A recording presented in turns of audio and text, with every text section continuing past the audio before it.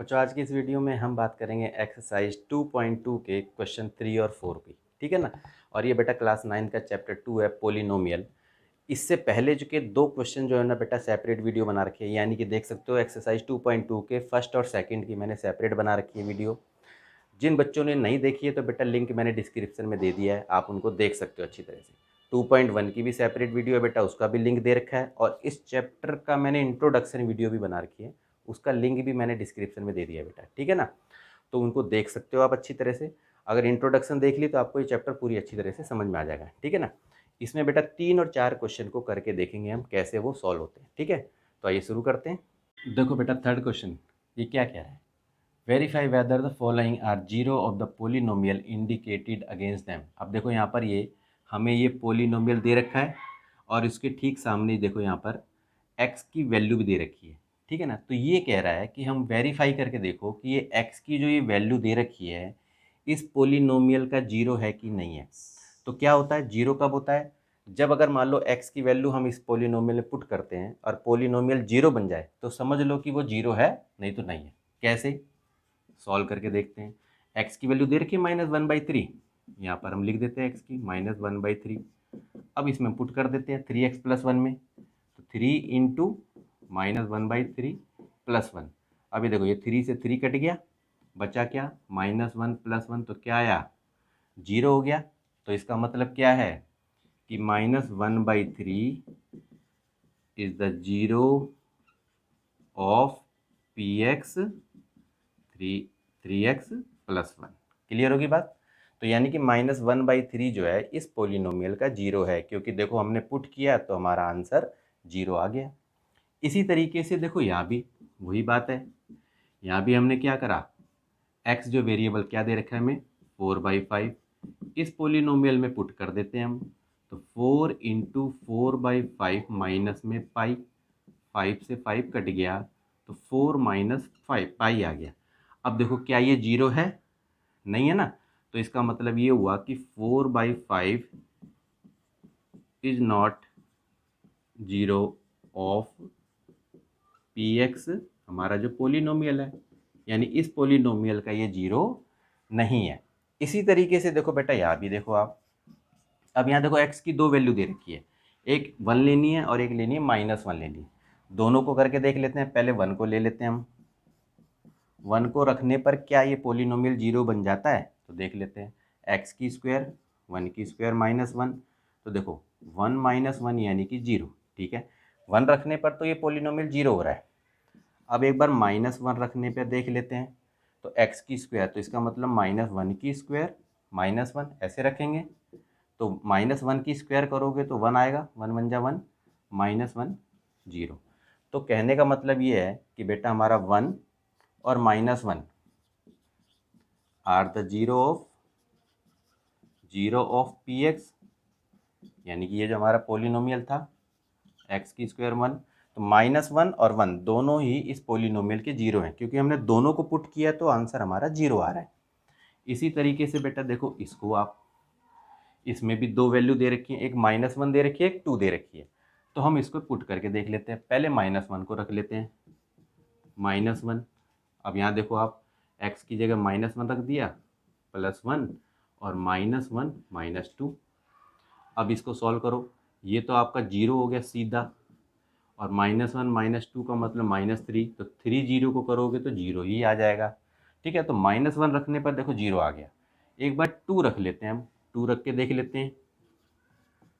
तो हमने क्या रखा, अब यहाँ देखो आप x यानी कि 2 + 1 और ये 2 -2, तो 2 और 1 3 हो गया। और ये ब्रैकेट का मतलब तो आपको पता ही मल्टीप्लाई होता है, 2 में से 2 गए जीरो बेटा। तो ये देखो हमारा जीरो आ रहा है, यानी कि 3 को जीरो से मल्टीप्लाई करोगे तो ये हमारा जीरो आ गया।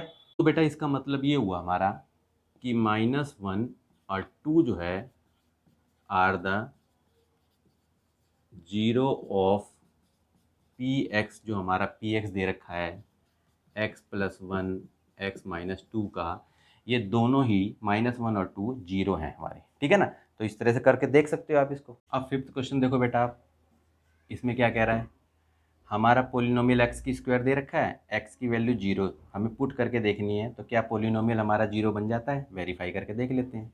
तो यानी कि 0 एक्स की स्क्वायर का मतलब क्या हो गया, यानी कि 0 की स्क्वायर, तो यानी कि ये सीधा 0 हो गया हमारा, ठीक है ना। तो 0 रखने पर हमारा ये पोलिनोमियल 0 बन गया। तो इसका मतलब ये हुआ कि 0 is the 0 of P x, हमारा जो पी एक्स है ये वाला इसका 0 है, ठीक है ना। यानी कि 0 इसका 0 है पी एक्स का, ठीक है ना।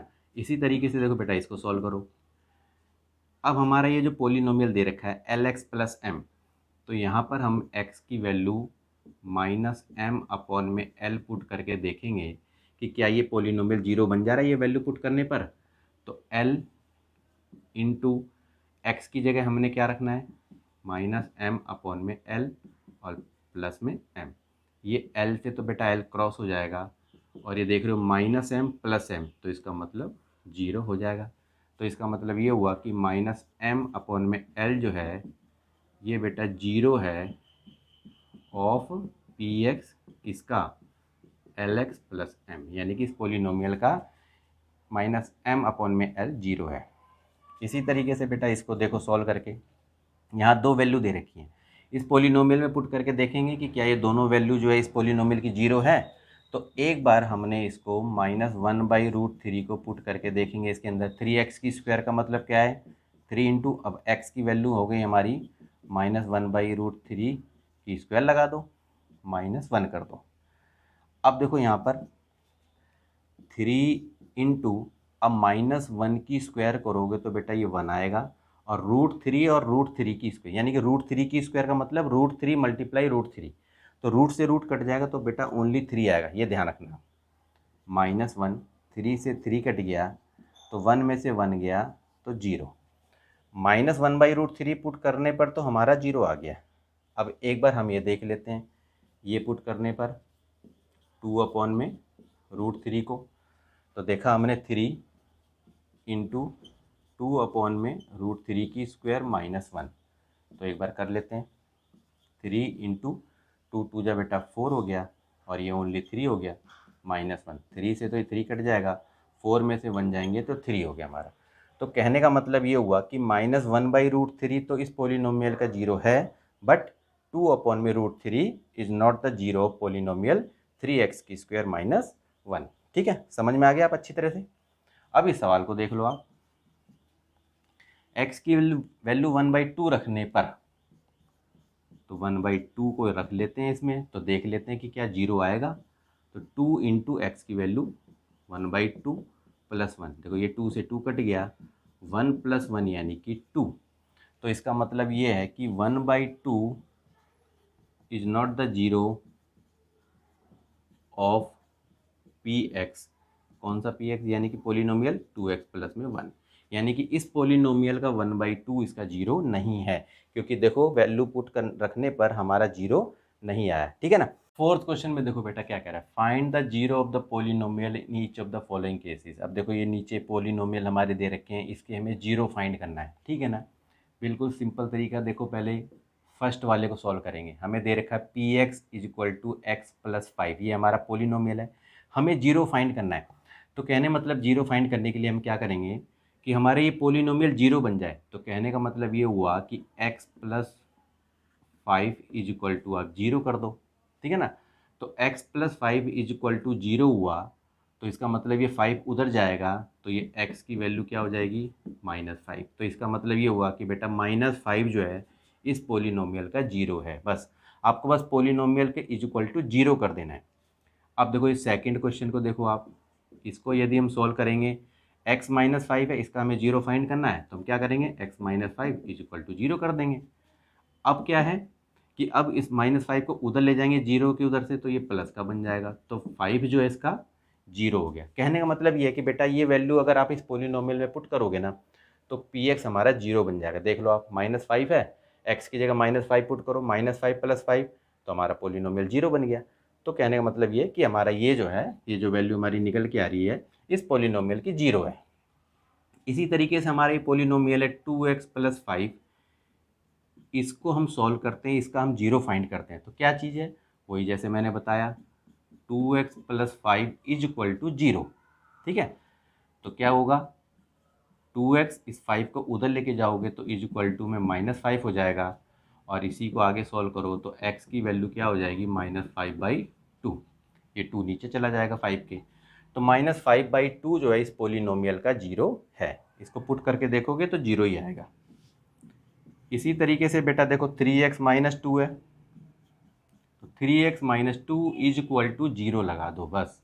तो क्या करना पड़ेगा आपको, 3x इज इक्वल टू 2 हो जाएगा, प्लस का पॉजिटिव बन जाएगा, तो इसके बाद x की वैल्यू आपकी आ गई 2/3। तो 2/3 जो है इस पोलिनोमियल का 0 हो गया। इसी तरीके से इसको सॉल्व कर दो, हमारा पोलिनोमियल 3x दे रखा है, तो 3x इज इक्वल टू 0 लगा दो, और x इज इक्वल टू 0/3, तो यानी कि x की वैल्यू 0 आ जाएगी हमारी। इसी तरीके से इसको सॉल्व करो आप, पोलिनोमियल हमारा ax दे रखा है, तो हमने क्या किया, ax इज इक्वल टू 0, तो x is equal to 0/a, तो यानी कि x की वैल्यू 0 आ गई। ठीक है ना, तो इसका भी हमने 0 निकाल दिया यानी। ठीक है, अब इसके बाद देखो आप लास्ट क्वेश्चन, हमारा पोलिनोमियल है cx प्लस डी। ठीक है, तो हमें करना क्या है, वही चीज़, cx plus d is equal to 0, क्योंकि इसका 0 फाइंड करना है हमें। तो हमने क्या किया, cx is equal to d को उधर ले गए तो ये माइनस में d चला जाएगा, तो x की वैल्यू क्या आ जाएगी, -d/c। तो कहने का मतलब -d/c जो है इस पोलिनोमियल का 0 है। तो इस तरह से इन सवालों को आप करके देख सकते हो। ठीक है ना, तो बेटा आज के लिए इतना ही। अगर वीडियो अच्छी लगी है तो आप इसे लाइक करो, कमेंट करो, और अगर जो बच्चा नया जुड़ा है बेटा, अगर वीडियो अच्छी लगी है तो लाइक करो, कमेंट करो, और चैनल को भी सब्सक्राइब करो। तो बेटा आज के लिए इतना ही, ओके।